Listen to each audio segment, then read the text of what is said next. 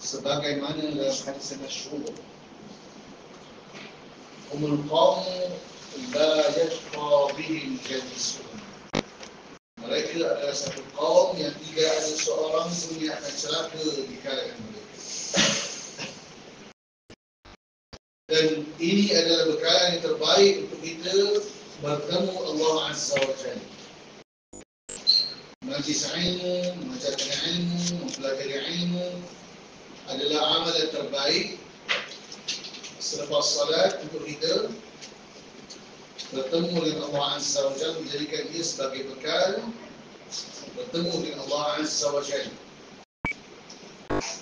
Sebagaimana yang ditanyakan atau dikatakan kepada Abdullah bin Mubarak, sekiranya berbaki satu hari sahaja lagi untuk kamu, apa yang kamu lakukan? Kata Abdullah bin Mubarak, ansyurul ilm, aku akan menyebarkan ilmu. Besarnya ilmu ini ia adalah sebaik-baik bekalan untuk dibawa bertemu dengan Allah Azza wa Jalla. Jadi kita terus kepada hukum lihtikam ila qawanin al-wad'iyyah ma'a wujud al-Quran al-Karim. Kita boleh baca? Tulis musyawarah dan muawalah. Hukum lihtikam ila qawanin al-wad'iyyah ma'a wujud al-Quran al-Karim. Soal ra'yukum fi muslimin alladhina yaqtadimuna ila al-qawanin wal-wad'iyyah ma'a wujud al-Quran al-Karim wa sunnatil mutahharati bainal awdihim. Hukum hukum dengan undang-undang ciptaan manusia buatan sedangkan Al-Quran ada bersama dengan mereka. Apakah pandangan dua tentang orang-orang Islam yang berhukum dengan undang-undang ciptaan manusia sedangkan Al-Quran dan juga sunnah dan Nabi yang suci ada bersama dengan mereka? Okey, jadi panjang sangat tu. Kita teruskan terjemahan dia. Di belakang tu jawapan surat 2.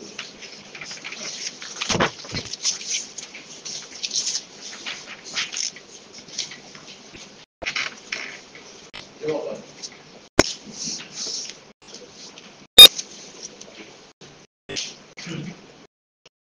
Pandangan saya terhadap golongan ini menamakan diri mereka sebagai Muslim, tapi berhukum dengan selain daripada apa yang telah diturunkan oleh Allah, serta menganggap bahawa syariat Allah tidak mencukupi atau tidak sesuai untuk diamalkan pada zaman ini, adalah seperti yang difirmankan oleh Allah mengenai mereka, "Fala wa rabbika la yu'minun hatta yuhaqqimuka fima shajara bainahum thumma la yajidu fi anfusihim harajan mimma qadaita wa yusallimu taslima." Maka demi Tuhanmu, mereka tidak beriman sehinggalah mereka menjadikan engkau wahai Muhammad sebagai hakim dalam perkara yang mereka perselisihkan, dan mereka tidak merasa keberatan dalam hati mereka terhadap apa yang telah engkau putuskan, dan mereka menerimanya dengan penyerahan sepenuhnya. Allah juga berfirman, dan sesiapa yang tidak berhukum dengan apa yang telah Allah turunkan, maka mereka itu adalah orang-orang kafir. Dan sesiapa yang tidak berhukum dengan apa yang telah Allah turunkan, maka mereka itu adalah orang-orang yang zalim. Dan sesiapa yang tidak berhukum dengan apa yang telah Allah turunkan, maka mereka itu adalah orang-orang yang fasik. Maka sesiapa yang berhukum dengan selain syariat Allah dan menganggap perbuatan itu dibenarkan atau lebih baik daripada berhukum dengan syariat Allah, tidak syak lagi bahawa mereka adalah keluar daripada lingkungan Islam. Mereka menjadi kafir, zalim dan fasik, sebagaimana yang disebutkan dalam ayat-ayat atas dan ayat-ayat berikut. Jadi kita kena jelas berkaitan dengan ihtikam atau rukun dalam hukum Allah Subhanahu wa taala. Bermula daripada wuduk dan salat sehinggalah melaksanakan hudud, qisas, ta'zir dan qiyam. Bahawa orang-orang yang tidak berhukum dengan hukum Allah serta menganggap bahawa syariat Allah tidak mencukupi. Tak cukup syariat Allah Subhanahu wa taala. Tidak. Allah telah menyempurnakan undang-undangnya di muka bumi ini. Tapi kita ada menganggap tidak cukup syariat Allah atau undang-undang Allah. Ini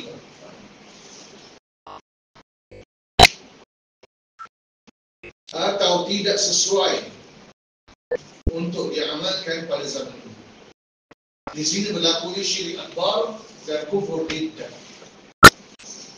Sama ada dia mengatakan tidak sesuai itu dengan hatinya atau dengan perkataan.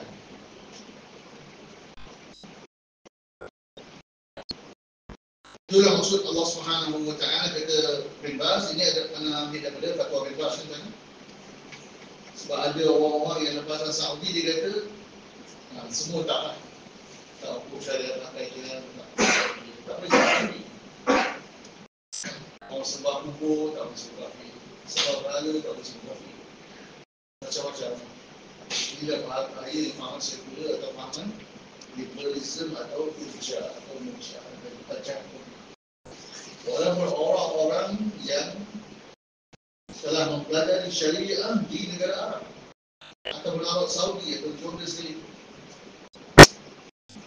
masih lagi ada ruang syaitan menyesatkan mereka, tergelincir daripada akidah Islam.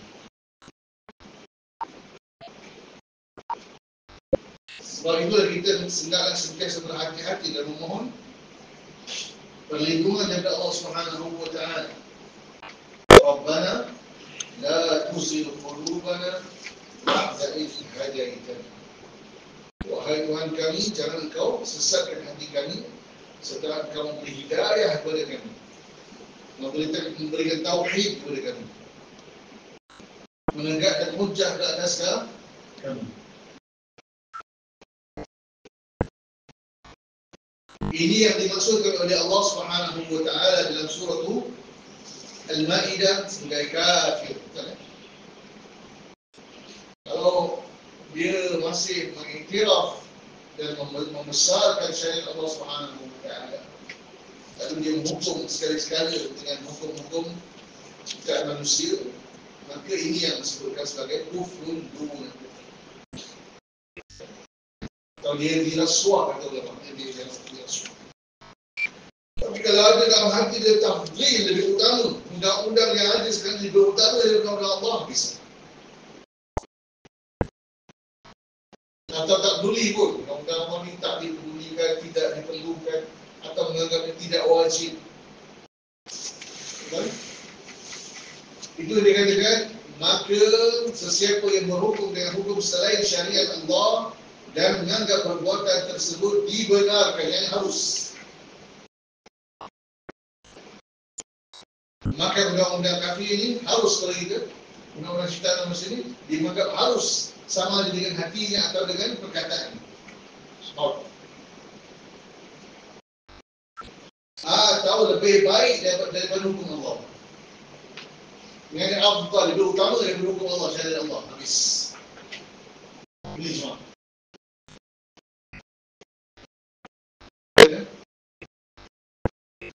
Atau dia mengatakan tidak wajib. Katakan tidak wajib sama ada dengan lidahnya atau dengan hati. Tidak syak lagi bahawa mereka telah terkeluar daripada lingkungan Islam. Jadi kita kena jelas dulu. Jadi perkara-perkara ini tidak ada khilaf.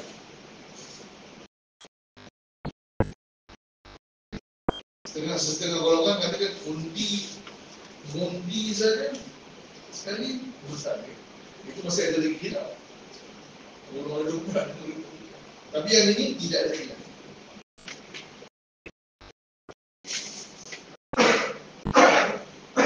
Kemurtadan seseorang yang melakukan perkara ini tidak ada khilaf. Tuan-tuan boleh tengok di dalam footnote tu. Okey, mohon baca footnote tu, Pak. Seperti mengakibatkan syariat tidak perlu atau tidak wajib.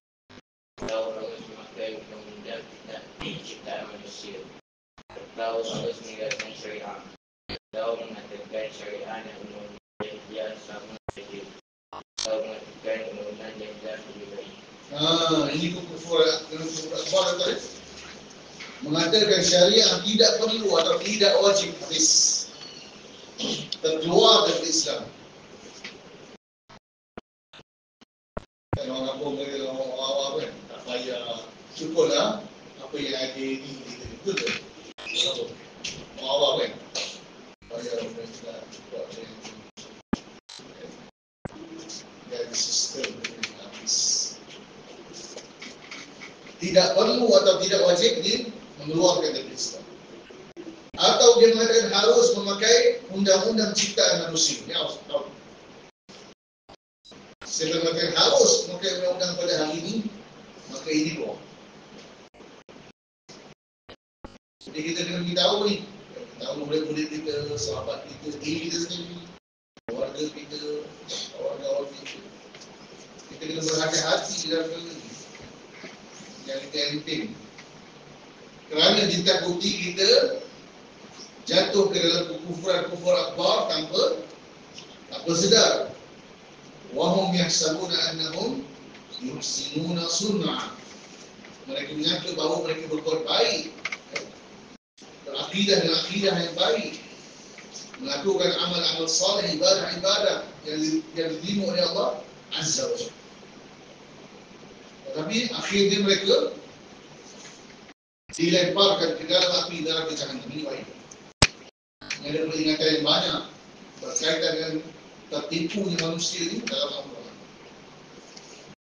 Atau mengatakan harus meninggalkan syariat. Sama dengan tak payah tadi lah. Tak payah sebab pemabuk. Tak payah sebab berzina. Atau mengatakan syariat dan undang-undang jahiliyah sama sahaja. Murtad. Soal. Atau mengatakan undang-undang jahiliyah, undang-undang ciptaan manusia dan ini yang dipakai di civil law, maksudnya civil law ini atau perlembagaan hari ini, undang-undang hari ini lebih baik ini Ustaz. Tanpa khilaf. Tanpa khilaf. Ada khilaf, ada khilaf, tak pernah kan? Tak pernah kita tengok ulama mengajar ke, ulama dengan bebas ke, sampai selepas hari ini tak pernah ada dengan khilaf. Sama menyatakan perkara yang sama, menyatakan hukum yang sama.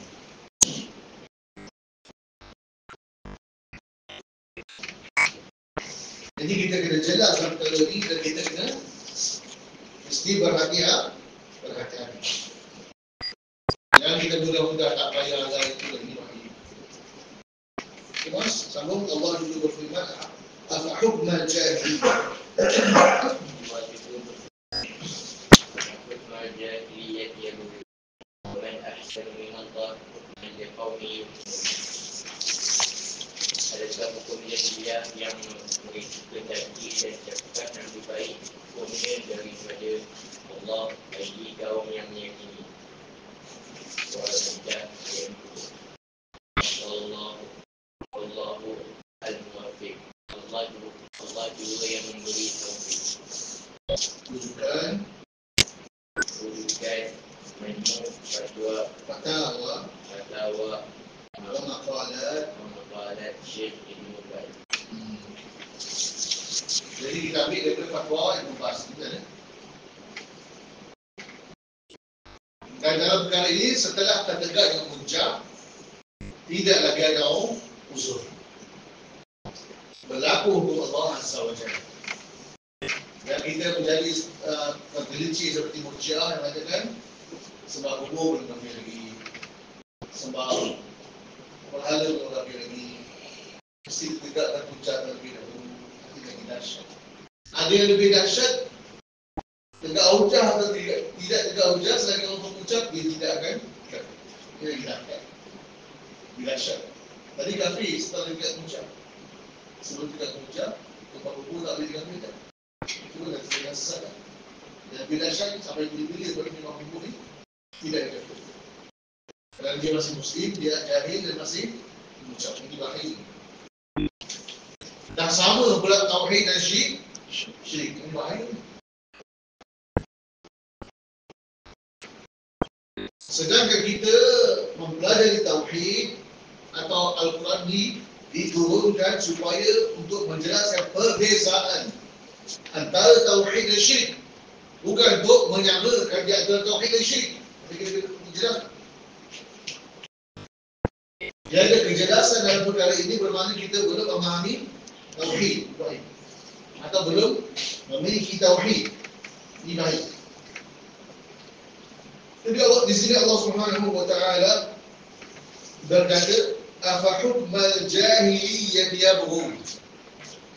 Adakah undang-undang jahiliyah yang mereka mahukan? Jadi kita tengok pada diri kita. Kita mahukan undang-undang jahiliyah atau undang-undang syariah? Tanya diri kita mahu yang mana? Kalau kita mahu undang-undang jahiliyah, kafir. Tapi kalau mahu niat kita memang undang-undang Allah, syariat Allah, kita Islam. Atau langsung tak ada niat? Bukan. Tak ada niat. Tak ada niat. Undang-undang kafir kita tak nak, undang-undang syariat kita tak nak, memang kita tak nak. Kalau ni bahaya. Yang kita abaikan benda ni. Yang kita terlepas pandang terhadap perkara ni. Bahaya. Waman ahsanu. Jadi, siapakah yang lebih baik daripada Allah? Siapakah yang lebih baik daripada Allah akan hukum. Hukum siapakah yang lebih baik? Ini dalil yang menunjukkan bahawa orang yang mengatakan hukum Allah tidak lebih baik, dia kafir. Siapa yang mengatakan undang-undang kafir lebih baik daripada undang-undang kafir, kita boleh pilih, kita kena pilih. Undang-undang Allah lebih baik atau undang-undang kafir lebih baik? Sekiranya kita mengatakan undang-undang kafir ini lebih baik, kafir menurut Islam. Mesti ada dalam hati kita undang-undang Allah yang terbaik. Dan di antara undang-undang Allah dan undang-undang kafir, aku pilih undang-undang Allah. Mesti ada dalam hati. Dan akidah kita dan i'tiqad kita. Di malam yang ramai orang yang tidak mensyarah, tidak menjelaskan perkara ini. Kononnya ini tauhid hakimiyah. Kononnya ini khawarij dan sebagainya. Tak, khawarij itu lain. Khawarij itu lain. Khawarij ini dia mengkafirkan orang hukum Allah secara sembrono, secara mutlak. Itu khawarij. Kita faham? Tapi kalau kita tengok fatwa Muhammad Ibn Ibrahim, mufti pertama Arab Saudi, siapa yang melaksanakan undang-undang kafir ini tidak melaksanakan undang-undang kufur, kalau tidak melaksanakan undang-undang Islam, bermakna dia telah mengutamakan, mentafdilkan undang-undang kafir itu. Jadi di situ berlaku hukum syirik akbar. Ini satu pendapat. Dan kita kena ambil berhati-hati lah. Kena pula pandangan yang tepat pula habis kita. Jadi ayat ini, ayat surah Al-Ma'idah ayat 50 adalah dalil supaya kita mesti ada niat inginkan syariat Allah Subhanahu wa taala. Mesti ada i'tiqad dalam hati dan lidah, undang-undang Allah itu yang terbaik. Tidak ada undang-undang di dunia ini yang lebih baik daripada syariat Allah Subhanahu wa taala. Mesti ada. Dalam i'tiqad itu. Yang kita terlepas pandang dalam itu.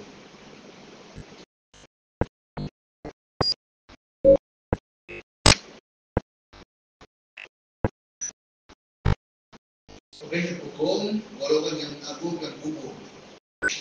Tajuk yang kedua ini orang yang menyembah kubur tadi. Orang yang menyembah kubur. Menyembah kubur ni boleh jadi dengan apa? Dengan beberapa perkara. Pertama, dia sujud dan rukuk kepada kubur. Maka dia kuburi musyrik kafir murtad. Ustaz-ustaz berjaya tak kata murtad, tak apa. kita kata murtad. Yang kedua, orang-orang yang meminta hajat atau pertolongan atau istighasah. Sama ada ketika senang dan susah, minta kejayaan, kesembuhan, pesakit, minta anak, dia kubur dan kubur wali atau kubur anak itu. Maka ini juga disebut sebagai penyembah kubur. Dan orang seperti ini adalah musyrik. Apa lagi yang musyrik? Penyembah kubur apa? Siapa lagi penyembah kubur itu? Yang ketiga, orang yang memfatwakan keharusan penyembah kubur. Sebagaimana yang difatwakan oleh mufti gila, ada 5 mufti gila macam di mana mereka ini memfatwakan keharusan meminta hajat istighasah daripada kubur-kubur dan mengatakan orang yang melarang kali ini adalah Wahabi. Ini betul. Bukan yang dilakukan tak semua. Dia mufti atau muslim atau dia ustaz, profesor syariah, dia mesti katakan dia mengharuskan syirik. Bahkan ustaz atau mufti yang memfatwakan keharusan penyembahan kubur tadi lebih kafir daripada berjuta-juta manusia yang menyembah kubur. Kerana dengan fatwa dia tadi, dia akan menyesatkan, memurtadkan ramai manusia, ribuan jutaan manusia.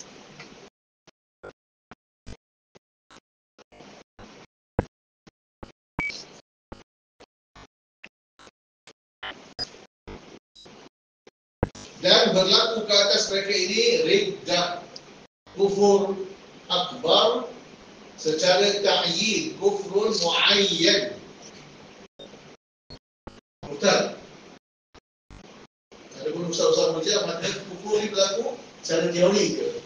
Kufur macam kufur mutlak kan? Kufur mutlak. Tak. Kufur ni berlaku kufur mutlak, kufur muayyan. Takfir mutlak, takfir muayyan. Dua-dua kan? Secara ta'yin. Yang kita tertipu dengan Islam. Tak boleh mengkafirkan secara muayyan kata dia. Secara mutlak sahaja. Dan ideologi jahat ni tersebar di kalangan ustaz-ustaz untuk ilmu kan. Orang awam. Bahkan ada orang awam lebih baik lagi daripada ustaz. Orang awam tak kata sebab kubur tu Islam. Orang awam tak kata sebab berhala tu Islam. Boleh lagi. Betul. Itu betul. Awam pun ada fitrah yang bersih. Itu dia faham. Fitrah yang bersih, lurus. Jadi tajuk ni kita ulang 2-3 kali sebab apa? Sebab berluasanya pemikiran irja' atau tajayyum. Bahayanya syirik yang tidak disedari yang disebabkan oleh orang yang berbeza ustaz. Balik ke Mesir, balik ke Jordan, balik ke Saudi. Ada mufti pula kata tak boleh. Dimaafkan, diusulkan. Syekh pula di Saudi. Tidak, Syekh. Tiga dah. Jadi, Al-Quran menunjuk semua. Manusia tidak boleh diciptakan akidah. Tidak boleh diciptakan akidah. Besar mana sekali pun dia. Mufti ke, faqih ke, faqih yang tertinggi di Saudi ke, di Malaysia. Mereka tidak akan boleh mencipta akidah. Agama ni milik Allah. Turun dari sisi Allah Subhanahu wa taala. Lepas hukum kubur, ubad kubur, hukum ubad kubur yang Arab.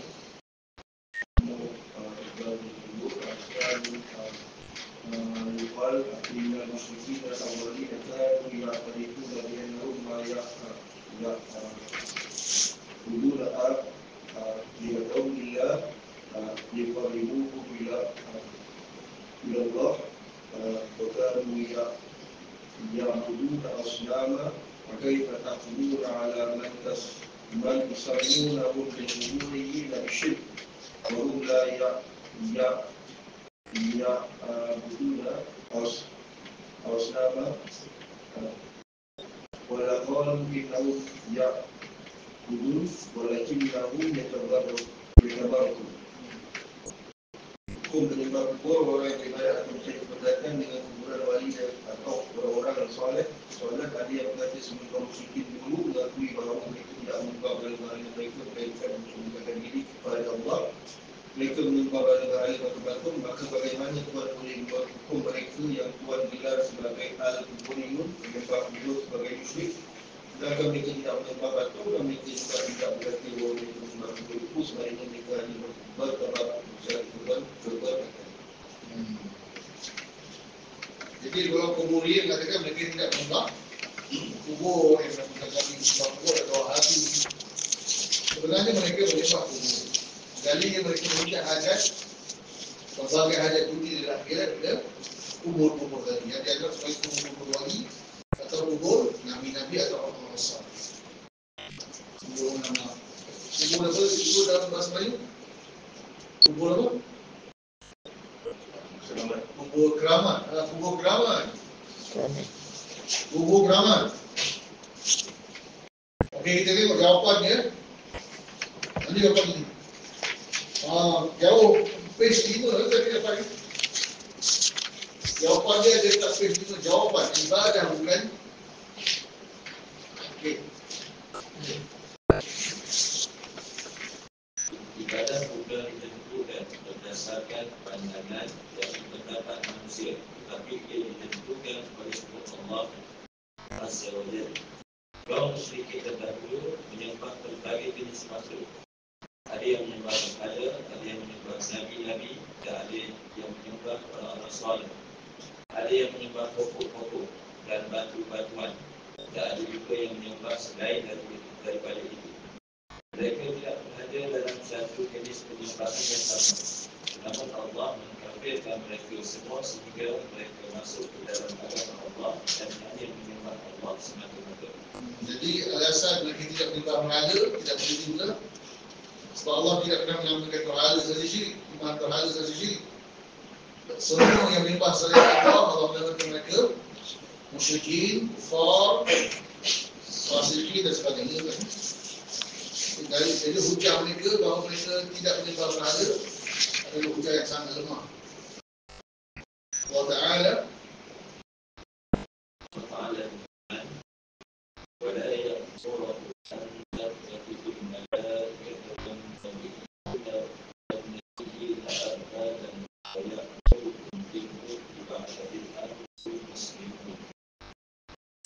dan dia tidak sekali-kali menjadikan malaikat dan nabi-nabi itu sebagai Tuhan. Patutlah dia menyuruh kamu kufur setelah kamu menjadi Islam. Surah Al-Anfal ayat 80. Ayat ini menunjukkan bahawa sesiapa yang menyembah nabi-nabi dan malaikat mereka dikira sebagai kafir. Itu tidak tunduk kepada kebenaran. okey, dia Allah telah menamakan orang yang menyembah nabi-nabi dan malaikat. Bagaimana mereka menyembah nabi-nabi dan malaikat? Mereka memohon hajat. Kali di belakang masjid tu, masjid Siddiq tu, ada orang hantar buku doa. Dalam doa tu nak tengok, Ya Jibril, Ya Mikail, Ya Israfil, berilah kami. Bila dia tanya kami, yakin Amin Ahmad. Ini yang dikatakan menyembah hadis dan menyembah menyembah Nabi-Nabi ni juga. Menyembah Nabi-Nabi. Ya Rasulullah, arisni. Ada yang syikan. Arisni ya Rasulullah. Allah. Arisni atau arisna ya Rasul. Bantulah kami wahai Rasulullah. Ini syirik. Meminta pertolongan daripada Nabi. Jadi kita telah mengetahui akidah yang jelas, iyyaka na'budu wa iyyaka nasta'in. Kau saja kami menyembah, beribadah, wa iyyaka nasta'in. Oleh kau sahajalah kami meminta pertolongan. Jadi apa maknanya? Apa ni? Kalau boleh minta kepada Nabi Khidir, kan? Nabi Sulaiman, orang lain. mereka yang boleh minta apa syirik. Jadi memang sama lah. Kamu minta mereka, minta sebarang, ada lemah juga. Okay. Sudah diketahui bahawa mereka baik menyembah Allah merupakan seorang lelaki soleh. Namun Allah tak mengkafirkan mereka sehingga mereka masuk Islam. Nabi Muhammad SAW juga memerintahkan mereka sehingga mereka masuk Islam. Itu juga dengan kaum Nasrani yang menyembah Nabi Isa dan ibunya. Padahal Isa adalah seorang Nabi dan ibunya adalah seorang wanita solehah. Mereka tetap dikira kafir kerana perbuatan. Itu juga dengan kaum Yahudi yang menyembah para ulama. Mereka para rahib tetap menyembah Uzair dan menganggap sebagai anak Tuhan. Mereka juga dikira kafir kerana itu. Kalau ikut ulama Murji'ah, Ustaz Murji'ah tadi tak boleh suruh kafir kan? Tak boleh suruh tak boleh kafir. Ikut kaedah dia kan? Dahsyat tu kaedah. Itu Masya Allah kan? Itu adalah pemikiran atau akidah Abu Lahab dan Abu Jahal. Boleh.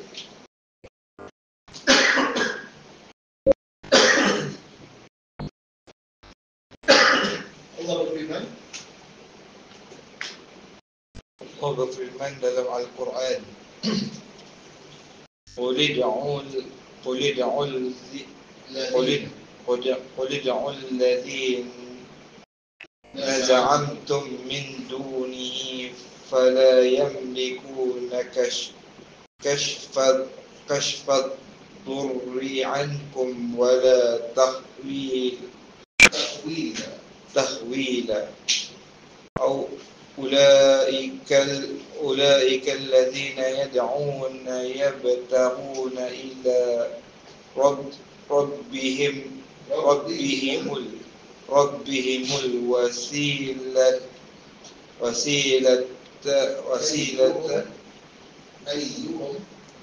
أيهم أقرب ويرجون رحمته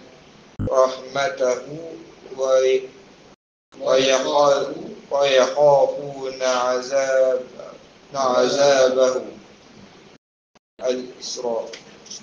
Katakanlah, serulah mereka yang kamu anggap sebagai Tuhan selain daripadanya. Mereka itu tidak memiliki kekuasaan untuk menghilangkan kesusahan daripada kamu dan tidak pula memindahkannya. Orang-orang yang mereka seru itu sendiri mencari jalan kepada Tuhan mereka. Siapa antara mereka yang lebih dekat dan mereka mengharap rahmatnya serta takut akan azabnya. Al-Isra ayat 56 hingga 23. Allah menjelaskan bahawa sebahagian orang musyrik menyembah orang-orang soleh yang sendiri sedang berusaha mendekatkan diri kepada Allah. Namun begitu, penyembahan terhadap mereka telah disangkal dan dilarang kerana mereka tidak mampu menghilangkan mudarat dan memindahkannya. Jadi nabi-nabi, malaikat-malaikat, wali-wali yang disembah tadi yang diminta daripada mereka itu, mereka tidak mampu mendatangkan pertolongan, memberikan pertolongan, tidak mampu menghilangkan kesusahan dan tidak boleh memindahkan mudarat yang menimpa manusia. Jadi mengapa orang meminta daripada mereka? Atau jin-jin. Ada satu riwayat mengatakan ayat ini berkaitan dengan jin ya. Masyarakat Arab menyembah satu kaum jin. Bila datang Nabi SAW, Nabi berdakwah kepada jin dan surah jin tadi. Bila Nabi dakwah kepada jin apa dia? Aman Nabi kan? Kami beriman kepada jin. Bila jin masuk Islam, Jin menyembah Allah Ta'ala, datang musyirak tapi masih lagi menyembah jin. Meminta kepada jin. Jadi Allah kata, ulaika yad'una ila rabbihim wasilah. Yang kamu sembah mereka itu sendiri meminta daripada Allah Ta'ala. Dan ingin mendekatkan diri kepada Allah Subhanahu wa ta'ala. Ayyuhum aqrabu wa yarjuna rahmatuhu. Dan mereka meminta daripada Allah yang rahmat. Wa yakhafuna 'adzab. Dan mereka sendiri takut kepada azab. Sekiranya melakukan syirik atau maksiat.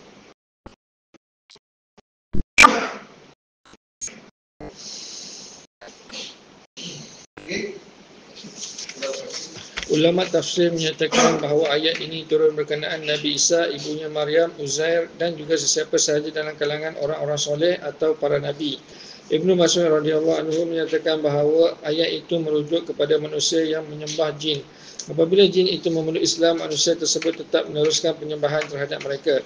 Ini menunjukkan bahawa ayat tersebut ditujukan kepada para nabi dan orang soleh, dan Allah mengkafirkan orang yang menyembah mereka kerana mereka tidak memiliki kuasa untuk menolak mudarat atau memberi manfaat. Jadi Allah mengkafirkan orang yang menyembah manusia, meminta daripada mereka. Meminta daripada jin, meminta daripada Nabi Isa, Maryam, Uzair, Nabi-Nabi, orang-orang saleh, atau jin tadi, semua mereka itu dikafirkan oleh Allah Azza wa Jalla. Meminta bermakna menyembah. Bahaya berdoa kepada Allah Ta'ala. Kita boleh sembah dan minta ialah yang memiliki kuasa untuk menghilangkan mudarat, penyakit, kesusahan dan memberikan manfaat. Yang hanya semua itu adalah milik Allah Ta'ala semata-mata satu-satu. Allah Ta'ala berfirman, Anas, dzalikumullah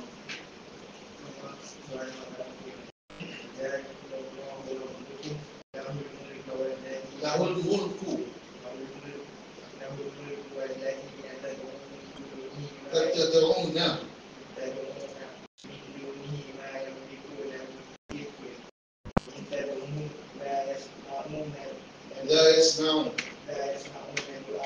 la yasma'un tak dengar.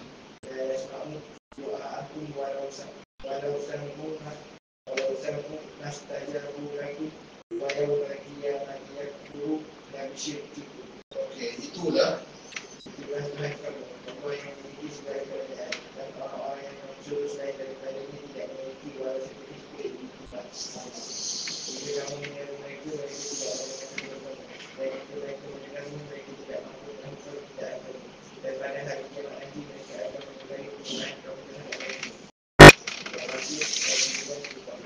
jadi Allah Ta'ala mengatakan bahawa makhluk ni tidak memiliki sebenarnya. Jika mereka tidak mempunyai kuasa walaupun terhadap sebiji tamar yang ada kulit biji tamar. Kulit tamar tu ada kulit kan. Dalam biji itu ada kulit lagi kan. Kulit itu sebagai ketinggian.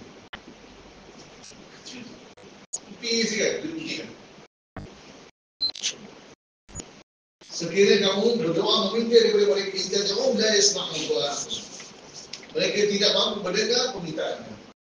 Walau sami kalaulah mereka mendengar, tapi tak mendengar. Kalaulah diandaikan. Kalau salah bersebut ala fardhi. Dalam bahasa kita bersebut diandaikan. Walau sami'u mastajabu lakum. Sekiranya mereka mendengar sekalipun, mereka tidak boleh memberi pertolongan. Wa yaumal qiyamati yakfuruna bi syirkikum, dan pada hari kiamat mereka akan mengingkari perbuatan syirik kamu.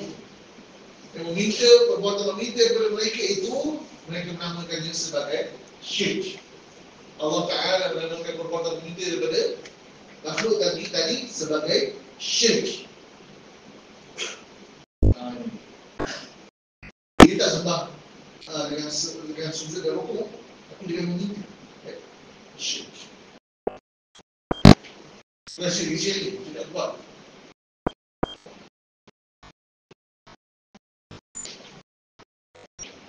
Okey, Anas sambung.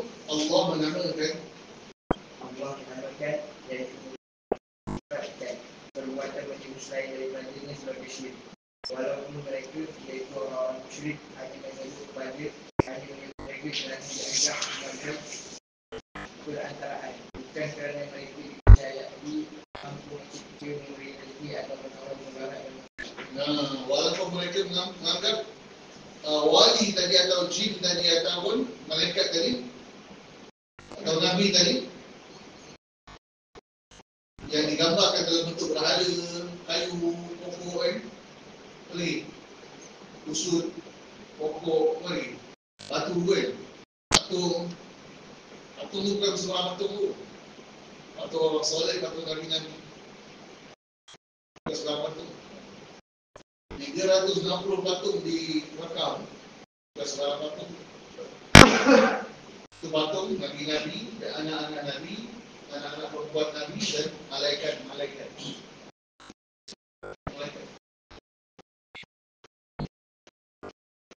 Mereka mengatakan kami tidak mengatakan mereka itu mencipta, memberi rezeki, memberikan makanan itu tak.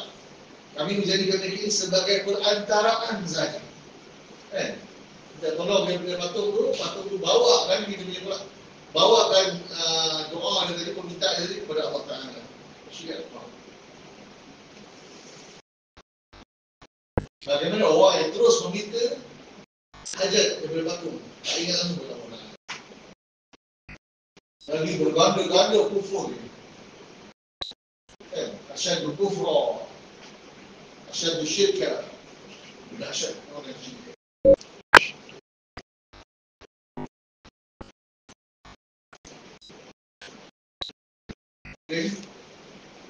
Allah Ta'ala mengatakan kita. Allah menyatakan bahawa mereka berkata, "Pada abduhum illa yubadiluna Allah zulfa." Kami tidak menyembah mereka melainkan agar mereka mendekatkan kami kepada Allah sedekat dengan surah Az-Zumar ayat 10.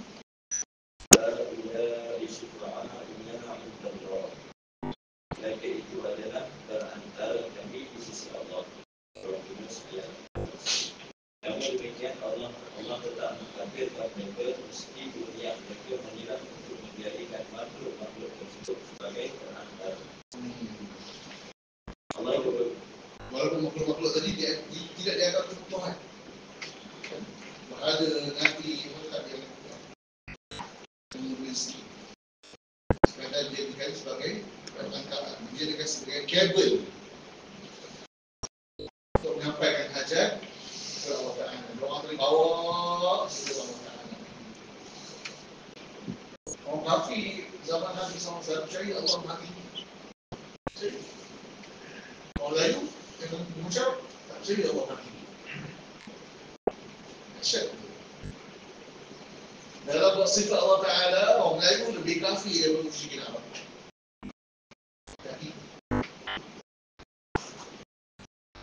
Wahuwa al-aliyyul azim, dan dia adalah Maha dan Maha Besar.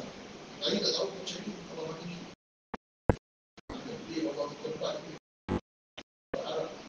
Bila dia keluar falsafah tempat, falsafah Arab. Asyad. Ma na'buduhum illa yuqarribuna ila Allahi zulfa. Kami tidak menjadikan mereka di perantaraan agar supaya mereka meminta daripada Allah Ta'ala mendekatkan kami kepada Allah Ta'ala. Sebab musyrikin Arab menganggap mereka jauh daripada Allah Ta'ala. Itu Yahudi dan Kristian menganggap mereka ni jauh daripada Allah Ta'ala. Banyak dosa. Berzina lah, minum arak lah, minum cuci lah. Jadi mereka merasakan bahawa mereka jauh. Dia saya tak tenang, jauh. Kalau mereka berita daripada wali-wali atau nabi-nabi tadi yang digambarkan sebagai batu-batu, dibuat batu supaya mendekatkan mereka kepada Allah Ta'ala. Syufa'an dia adalah orang yang memberi pertolongan, syafi'iyah. Allah berfirman, Allah juga berfirman, وَمَنْ يَدْعُ مَعَ اللَّهِ إِلَهًا آخَرَ لَا بُرْهَانَ لَهُ بِهِ فَإِنَّمَا حِسَابُهُ عِندَ رَبِّهِ إِنَّهُ لَا يُفْلِحُ الْكَافِرُونَ. Dan sesiapa yang menyebut Tuhan lain bersama Allah, sedangkan dia tidak mempunyai sebarang bukti terhadapnya, maka perhitungannya adalah di sisi Tuhan. kafir tidak akan bertobat. Surah Al-Mulk ayat 112. Mereka tetap dikira kafir walaupun tidak menyangka bahawa makhluk-makhluk yang disembah itu mampu mencipta dan atau mengatur alam. Tetapi kerana mereka menyeru selain Allah untuk tujuan perantaraan. tetap dinamakan kafir. La yuflihul kafirun. Sembah selain Allah. Walaupun dia menyembah Allah, tapi dia sembah juga selain Allah. Walaupun dia minta daripada Allah, dia minta juga selain Allah, maka Allah akan mengatakan mereka kafir. Nampak anda? Kaitan daripada awal ayat. Nampak eh? Nampak eh? Dan Mas? Anas. Waman Allah berfirman, waman adallu. ومن أضل ممن يدعو من دون الله من لا يستجيب له إلى يوم القيامة وهم عن دعائه غافلون. وإذا حشر الناس كانوا لهم أعداء وكانوا بعبادتهم كافرين. Siapakah yang lebih sesat daripada orang yang mereka selain daripada Allah yang tidak akan mengaku doa mereka hingga hari kiamat. Mereka itu tidak menyadari akan doa itu. Dan apabila manusia dihidupkan pada hari kiamat, mereka yang disuruh akan menjadi musuh kepada Allah dan mereka akan mengingkari penyembahan yang dilakukan ke atas mereka. Surah Al-A'raf ayat 2. Jadi Allah Ta'ala mengatakan, tidak ada orang yang lebih sesat melainkan orang yang meminta daripada selain Allah. Lebih kafir, lebih syirik, lebih murtad daripada orang yang meminta daripada selain Allah. Ini yang paling sesat. Di muka bumi ni, di langit dan bumi, orang yang paling sesat ialah yang paling keji dan paling hina si Allah Ta'ala, yang paling dimurkai dan dibenci oleh Allah Ta'ala adalah orang musyrik yang berdoa meminta pertolongan daripada selain Allah. Dan kata Allah Ta'ala, orang yang diminta tu, mereka pun ghafil, mereka pun tidak mendengar dan tidak tahu apa ini. Mereka pun telah mati. Kami dah telah mati. Kami boleh dengar orang yang tidak boleh. Melainkan sekiranya Allah Ta'ala memberikan izin. Pergi lagi. Tapi kalau tak ada dalil Allah memberikan izin, tidak mendengar. Hukum asalnya tidak mendengar. Hukum asalnya tidak mendengar.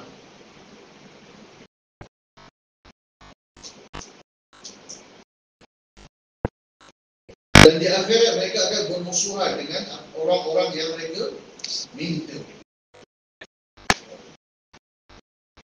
Kamu Anas, ayat ini merangkumi Nabi-Nabi orang-orang saleh dan selainnya.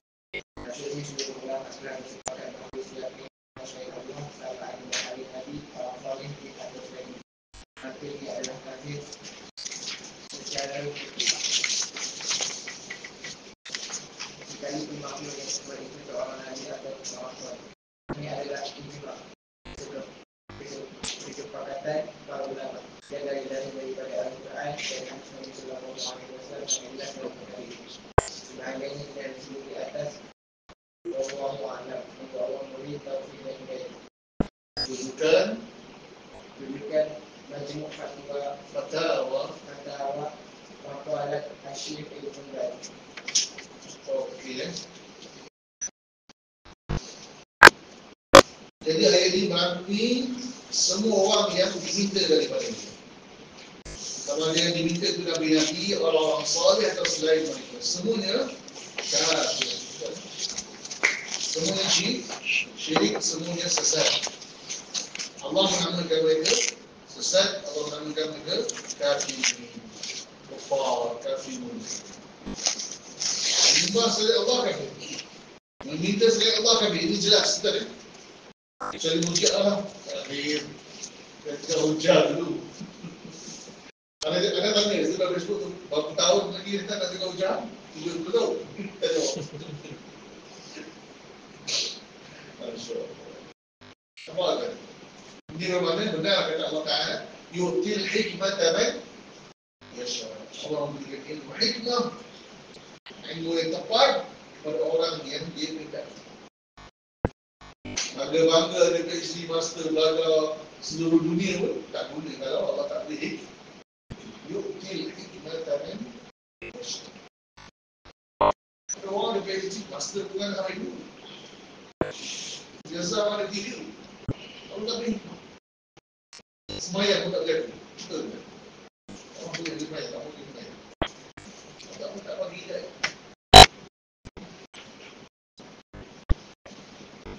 Jadi dalil yang pertama tuan-tuan rasa kita dah baca ni. Baca kan? Dalil yang kedua? Baca. Dah. Dalil yang kedua? Tiga dah baca. Baca. Dalil hadis? Dalil hadis baca. Ha?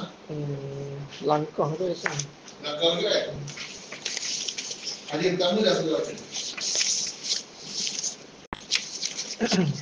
Baca hadis Muttafiq ni. Baca. Baca. Surat 13. Hadis yang pertama. Hadis dari As-Sunnah, dari hadis pertama. Antaranya hadis Bani Al-Muttafiq. Al-Muttafiq hadis sahih, mereka datang kepada Nabi SAW dan bertanya kepada baginda dalam hadis yang panjang tentang orang yang meninggal dari kalangan ahli fatrah. Maka Nabi SAW sabda, qala wa ahli la'amrullahi haisu ma'ataita ala khabari amiriyin amiriyin au qurashiyin min musyrikin kul arsalani ilaika Muhammadun fa'ubashiruka bima yasu'uka tujarru ala wajhika wa batnika finnar. Dan ahliku juga, yakni ahli neraka, demi Allah, apabila yang kamu lewati kuburan orang Amiri atau orang Quraisy, iaitu orang yang musyrik, maka katakanlah Muhammad telah mengutus aku kepadamu. Aku memberi kabar buruk buat kamu digusur dalam keadaan terlengkup di dalam neraka. Musnad Imam Ahmad. Ini dalil yang jelas lagi terang, yang tiada kesamaran sedikit pun di dalamnya, yang mana Nabi SAW menghukumkan orang ahli fatrah yang mati di atas syirik dengan api neraka, sedangkan mereka itu tidak lain adalah orang-orang jahil. Kalau ikut hujah, orang kata hujah lagi. Tapi hadis ni Nabi kata wa ahli. Cerita dia laki dia bawa Bani Muttafiq yang nama dia laki. Jadi kedua kaum dia lah. Ada seorang Bani Quraisy dia kata, bapa kamu dan aku. Bapa kamu wahai laki, Bani Muttafiq yang Nabi kata baik ni dalam neraka. Dan yang padam muka laki ni, kalau bapa aku dan aku, bapa kamu macam mana Rasulullah? Dia nak cakap macam tu lah. Tapi dia fikir, kau ajar tak cakap lah. Wa ahluka ya Rasulullah, bagaimana dengan keluarga Muhammad? Tapi itu wa ahli, bahkan keluarga aku pun saya lagi. Keluarga aku bagaimana? Melayu tak cakap macam tu. Orang Melayu dia tak iman-iman cerita, tidur-tidur ikat, Aminah dan juga, Abu Bakar juga, Abu Talib, Abu Lahab, apa lagi? Abdul Muttalib dan syurga, semua syurga. Setelah keluarga Nabi, dia mesti syurga. Seolah-olah syurga ni dimiliki oleh keturunan tertentu atau keluarga tertentu. Sebenarnya ini ada akidah Syiah, akidah Syirik. Akidah mengatakan keluarga tertentu adalah pemilik agama ni, adalah pemilik syurga ni. Ini adalah akidah kufur. Sebab syurga ni tidak akan dimasuki mereka orang yang Islam, Muslim dan Mu'min. Muwahhid, orang yang mentauhidkan Allah Ta'ala, yang tidak pernah mensyirikkan Allah Ta'ala sedikit. Sekiranya tersyirik, maka dia segera bertaubat kepada Allah Ta'ala. Ini kaedah dan akidah dia. Datang orang Melayu, adalah kaji dalam dunia kita Asy'ariyah boleh itu. Kita Asy'ariyah boleh baik hati sampai batil sampai dan Nawawi. Kamu kata keluarga Nabi tak pernah. Tapi bila dalam Asy'ariyah dimasuki oleh Sufiyah, boleh dah cerita. So Yudi buat cerita. Yudi buat cerita pun Nabi dia mak bapak dia bangun dihidupkan kuliah oleh Nabi. Dia berdiri depan Nabi, lalu mengucap depan Nabi. Hidup semula untuk mati semula. Wafat ni. Awal-awal Asy'ariyah tak cakap. Bila masuk ke dalam Syiah dan Sufiyah, boleh dulu. Cerita-cerita, buat cerita-cerita, dongeng, cerita-cerita, cerita palsu. Sebenarnya mereka mengubah akhir, tidak. Dalam cerita itu kan.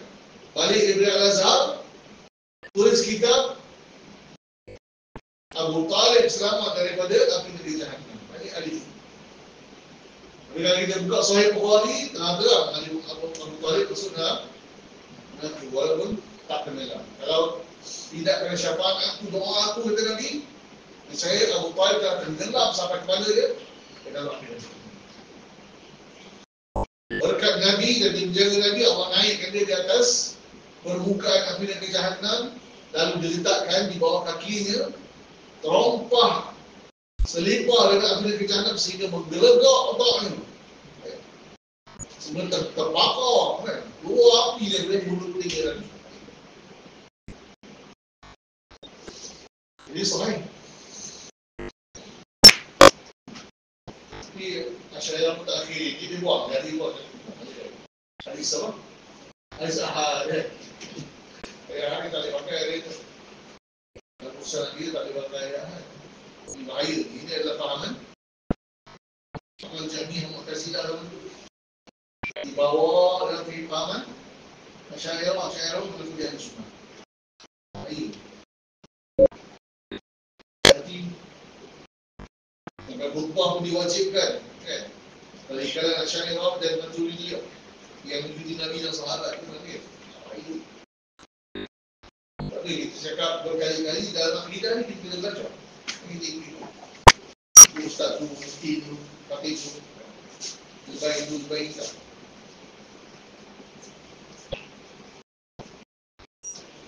Jadi bapa pun, keluarga tu juga dalam kisah wa ahli. Sekiranya kamu berjumpa dengan mana-mana kubur golongan jahiliah, berilah berita gembira kepada mereka akan api neraka Jahannam dan mereka akan dilemparkan ke dalam api neraka. Ini. Sedangkan mereka apa? Golongan jahiliah ni ada Quran. Ada Quran tak Quran? Ada. Golongan jahiliah bersama Fatrah sebelum Nabi. Ada Quran.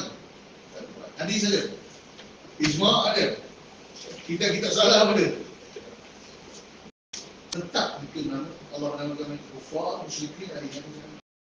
Sebab tauhid dan syirik ni akal boleh tahu dah. Akal tu telah dia rusak. Ucap. Fitrah.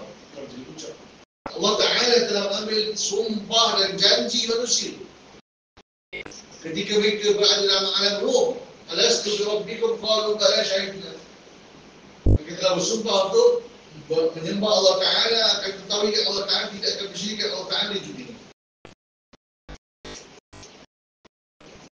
Maka bagaimana orang yang di hadapan mereka ada ustaz, ada ulama, ada hafiz, ada Al-Quran, ada hadis, ada kita salah, kita Arab, semua tafsir, ada hadis, ada macam-macam ada.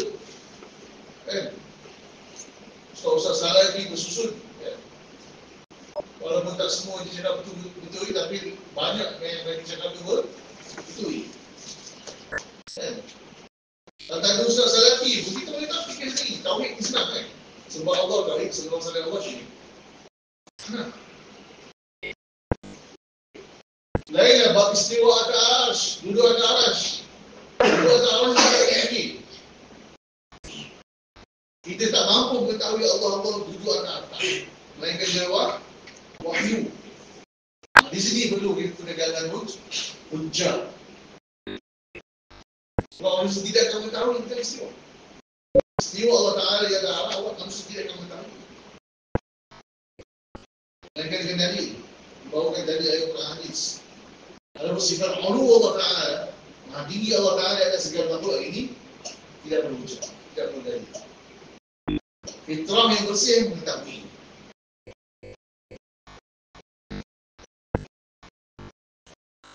Jadi Nabi apa dia? Menamakan mereka apa? Menamakan mereka apa? Musyrik. Walaupun mereka tidak bertemu dengan Nabi. Orang jahiliyah tidak bertemu dengan Nabi. Tetap Nabi SAW menamakan mereka musyrik. Atau Quraisyin musyrik.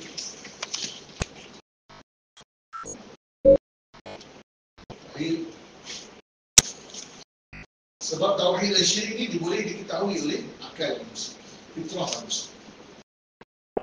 Dan mereka itu Arab, betul tak? Mereka itu Arab. Mereka boleh baca tak kitab Injil? Adakah di kalangan mereka yang mengetahui tauhid? Ada. Kalau orang yang membaca kitab Taurat, kitab Injil, Suhuf Ibrahim dan Musa. Suhuf Ibrahim dan Musa ni, Suhuf Ibrahim dan Musa ni, orang tahu. Dan mereka tahu mereka itu keturunan Nabi Ibrahim dan Nabi Ismail. Itu. Kita tahu tak kenal Datuk ke? Dan mereka mengetahui bahawa Datuk mereka Ibrahim dan Ismail selalu mengajarkan tauhid, mendakwahkan tauhid dan melarang dari syirik. Dan ada di kalangan mereka ahli kitab yang mendakwahkan tauhid. Siapa? Waraqah bin Nawfal. Antara saya Ibn Ahmad bin Nufail. Betul tak? Orang munafak ni mereka mentari dengan Allah Ta'ala, tidak musyrik Allah Ta'ala sebelum zaman Nabi SAW. Munafak sekali. Mereka tidak tahu bagaimana cara beribadah sembahyang puasa. Tapi mereka memisahkan diri mereka daripada masyarakat Arab tadi. Ketua perintah berada siapa? Ketua perintah berada di negeri Makkah tu. Dan masyarakat Arab yang luas ni kenapa? Quraisy. Penyembahan berhala 360 berhala. Ketua ni siapa? Quraisy. Lepas tu Nabi kata, wa ahli dan keluarga aku musyrik. Banyak lagi sana. Siapa yang boleh minum pada orang haji? Banyak Abdul Muttalib.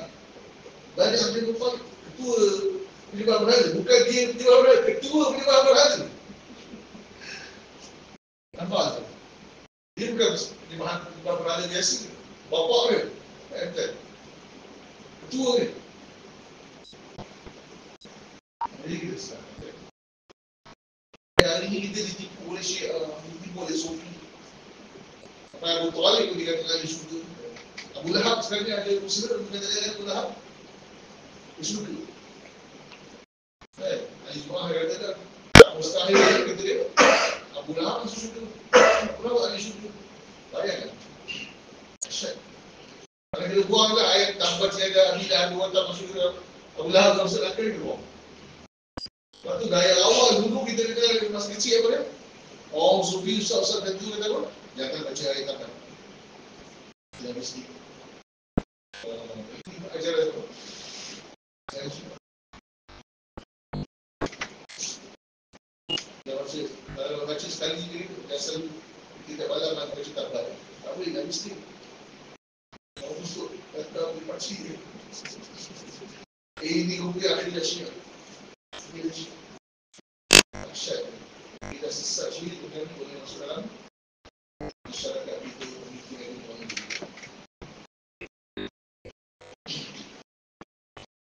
Yang kedua, apa?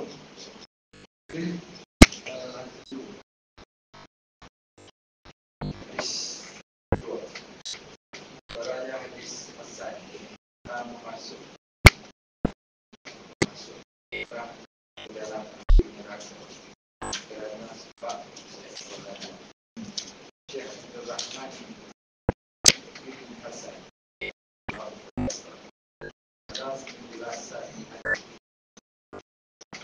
dalam hadis ini ada peringatan agar dari terjatuh ke dalam syirik dan bahawa seseorang boleh terjatuh ke dalamnya dan dia tidak tahu bahawa perbuatannya itu termasuk syirik yang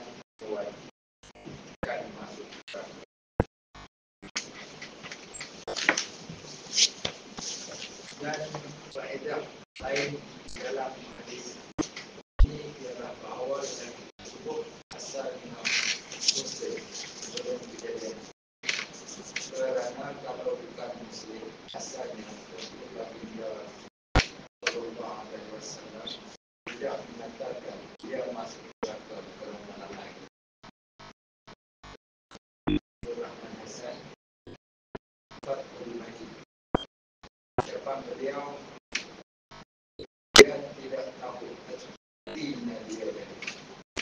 Lalai itu makna dia tidak tahu. Tidak tahu itu maknanya jahil, tapi tetap dimasukkan ke dalam kebijakan.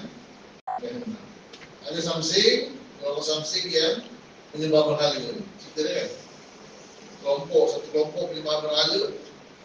Setiap orang yang nak lalu menyembah berhala dia, kalau tak sembah berhala dia, atau tak bayar nazar kepada berhala dia, atau berkorban untuk berhala, dia maju.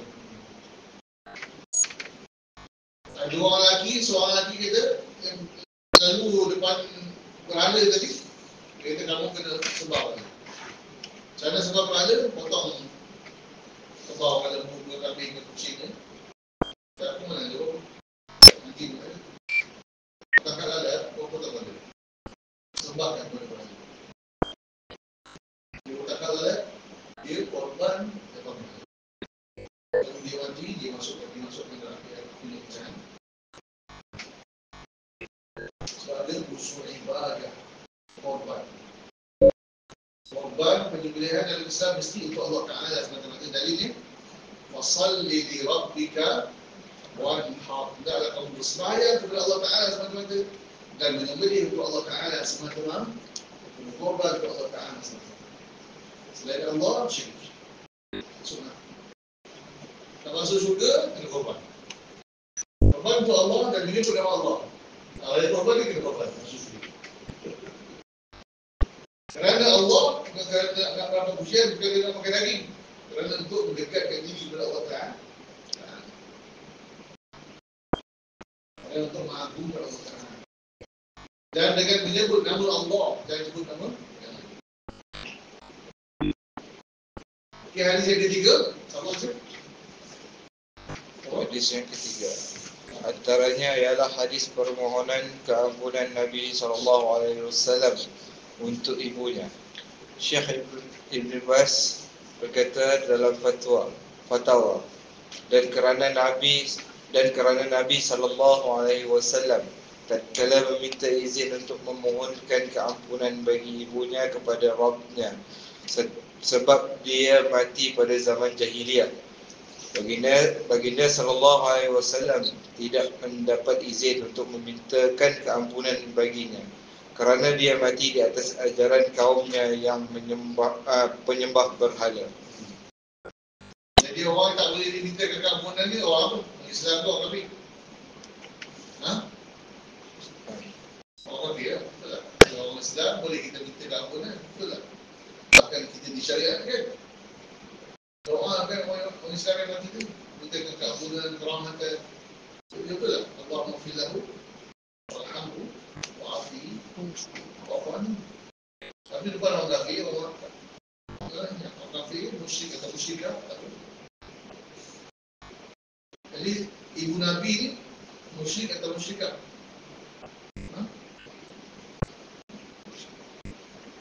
Allah tak izinkan Nabi memintakan keampunan untuk ibu. Sebab ibu dia dan dalam kalangan Bani Abdul Muttalib juga, Bani Quraisy juga, Bani Surah. Bani Surah ni saudara dia Abdul Muttalib. Ibn Syihab Az-Zuhri tu, dia anak buah lah, cucu saudara Nabi Bani Surah.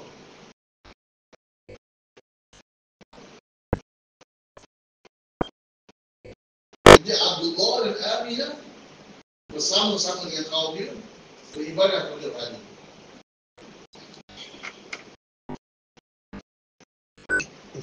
Di hukum di dunia, di akhirat mungkin Allah beri ujian sempurna ataupun memasukkan dia dalam hati.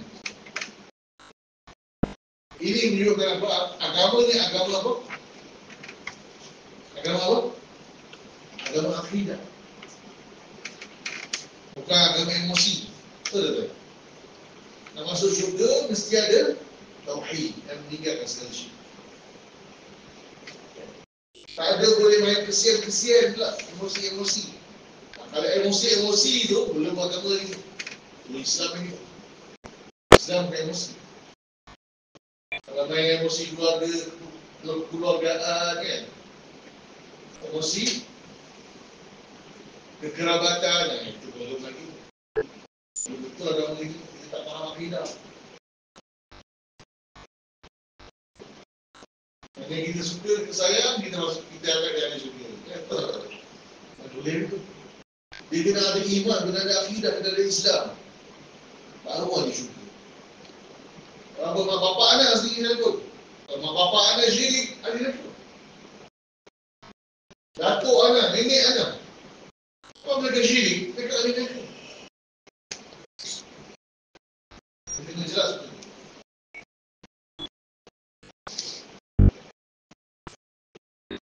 Kata ulama, kata kalau anak aku mencuri, potong tangan. Wah betul akidah kita. Yang kita, ada orang kita potong kan, anak kita tak bagi, tak boleh.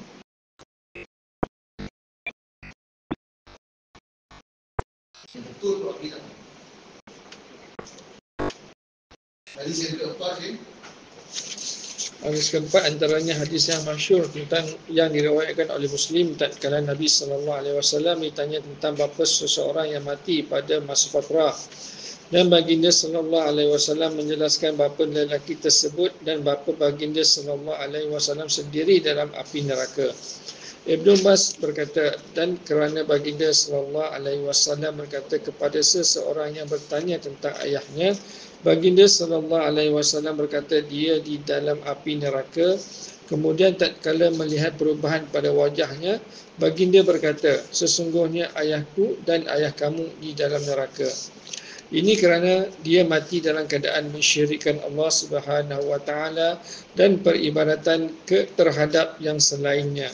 Maka bagaimana dengan orang yang berada di tengah-tengah kaum muslimin sedangkan dia beribadah kepada Al-Badawi atau kepada Al-Husain atau beribadah kepada Rasulullah Muhammad sallallahu alaihi wasallam atau ibadah kepada Ali dan kepada pembuat undang-undang hawa nafsu atau selainnya, sungguh mereka dan yang serupa dengan mereka lebih utama tidak diuzur kerana mereka melakukan syirik akbar sedangkan mereka berada di tengah-tengah kaum muslimin. Al-Quran ada di hadapan mereka, begitu juga sunnah Rasulullah sallallahu alaihi wasallam ada di antara mereka, namun mereka berpaling darinya. Al-Fatawa. Jadi Syekh kata, sesiapa beribadah kepada Al-Badawi yang meminta hajat, pertolongan daripada Al-Badawi, macam orang ni, Mesir kan, Al-Husain, atau beribadah kepada Rasulullah, meminta ya madad ya Rasulullah, macam gaya Surian, ya madad ya Ali, kan, macam Syiah, Sufi, atau membuat undang-undang syirik, undang-undang ciptaan manusia. Ini syirik akbar. Bukan kufur mutlak ni, bukan kufur mutlak, kufur muayyan. Kerana apa? Kerana tegak hujah. Apa ada hujah? Al-Quran ada di hadapan mereka, hadis sunnah ada di hadapan mereka. Tetapi mereka yang berpaling. Jadi kita tak boleh mudah bagi uzur. Kan? Orang ni dimaafkan, dia ni masuk syurga atau dia ni selamat dengan kita. Nabi-Nabi tak buat macam tu. Kan? Allah kata apa? Wa kaifa takfuruna wa antum tutla alaikum ayatullah wa fiikum rasulullah. In takfuru fa inna Allah ghaniyun 'ankum. Kalau kamu kafir, Allah tak perlu. Allah sebut juga. Datang ulama Murji'ah, Ustaz Jahmiyah, tak boleh sebut kafir, tak boleh sebut syirik, tak boleh sebut buta di bahaya. Kufur mutlak, takfir mutlak saja. Jangan takfir muayyan, jangan lakukan kita nama takfir muayyan. Mereka setelah tinggal hujah. Bila tinggal hujah? Kan 40 tahun lagi. Jadi tegak hujah ni bila sampainya Al-Quran. Walaupun satu ayat Al-Quran sampai kepada kita, itu bermakna telah tegak hujah Allah dan sampai dakwah Islam, dakwah tauhid kepada kita. Yang dia tu yang tak nak belajar. Itu dalam hadis tu jelas dia kata apa? Siapa yang mendengar nama aku disebut, pengajian kerasulan aku disebut, kemudian dia kira beriman, masuk nanti. Sebab dia itu tidak nak berusaha, mempelajari. Dia sendiri tidak mahu mengendaki, dia tidak mahu mencari. Orang mahu tak berjumpa, barulah dia mahu. Orang telah berusaha, tak jumpa, barulah dia dimaafkan. Tapi kalau ustaz berdepan mata, Quran berdepan mata, tak berusaha itu, tak ada. Jadi, kita kena jelas dulu. Baca fatwa bebas, Musyamin mungkin dia belum berhasil, dia usul. Syekh Saleh Fauzan, dia kata bahawa membaca Syekh Muhammad bin Abdul Wahab dan anak-anak cucu-cucu dia dan ulama-ulama Najdi dia. Tidak ada cukup jelas. Orang ni yang dimaafkan ni orang yang berusaha, lalu dia tidak bertemu dengan dia. Contohnya Zaid dan Amr bin Affan, dia cari agama tauhid ni, dia pergi ke Iraq, pergi Basrah, pergi Baghdad, pergi ke Syria, pergi ke Jordan, cari agama tauhid. Balik semula sampai ke Mekah. Tak. Cari pendeta-pendeta, ulama-ulama Yahudi, ulama-ulama Kristian, ulama-ulama Majusi. Orang macam ni lah baru dia uzurkan. Lalu dia kata, biar Allah aku ketahui benar. Sekiranya aku tahu cara beribadah kepadamu, saya aku akan beribadah dengan cara itu. Dan dia berjumpa dengan Nabi SAW di Makkah. Tapi masa itu Nabi benar Nabi tidak dijumpa. Nabi tak makan sembelihan Nabi, dia pun tak makan sembelihan Nabi. Yang dipersembahkan kepada berhala-berhala. Dia sempat dibenahi. Anak dia yang 10 salah seorang dan 10 ayat yang syurga, Sa'id ibn Zaid ibn Affan. Sa'id ibn Zaid. Yang paling tak popular dalam 10. Sa'id ibn Zaid. Anak dia. Lepas tu bila muncul yang Nabi SAW, anak dia terawal Nabi SAW. Bapak dia ajar tahu dia. Zaid bin Amr bin Affan. Kita berhenti sini dulu tuan. Sambung besok boleh? Boleh? Ha? Sudah faham, 9 boleh? Tak boleh? Boleh. Tak boleh? Ya. Itu ngomong senang. Tidak. Ijma' ni anak berbeliau. Kita jelas ijma' ni.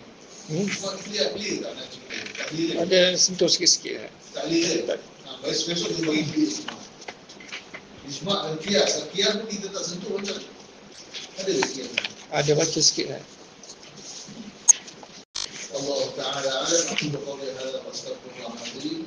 Subhanallahumma wa bihamdika asyhadu an la ilaha illa anta astaghfiruka wa atubu ilaik. Assalamualaikum warahmatullahi wabarakatuh. Waalaikumsalam.